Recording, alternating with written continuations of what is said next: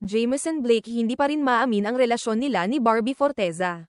Muling naging usap-usapan si Jameson Blake matapos siyang tanungin kung may espesyal na relasyon sila ni Barbie Forteza.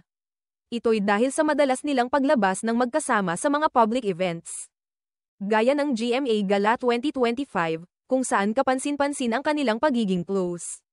Sa panayam ni Nelson Canlas, sinabi ni Jameson na, they enjoy each other's company, at may mga parehong interes. Pero hindi niya kinumpirma o itinanggi ang isang romantic relationship. Nang tanungin kung may label na sila, tumawa lang siya at nagsabing, no comment. Maraming netizens ang kinilig. Pero may ilan ding duda, lalo na ang fans ng Barbie David Licao co-love team. Bagamat dati ay sinasabing magkaibigan lang sila ni Barbie. Tila lumalalim ang koneksyon nila base sa kilos nila sa publiko. Gayunman, pinipiling manatiling pribado ni Jameson. May mga nagsasabing baka promo lang ito para sa upcoming projects nila. Pero para sa iba, wala namang masama kung mauwi ito sa totohanan.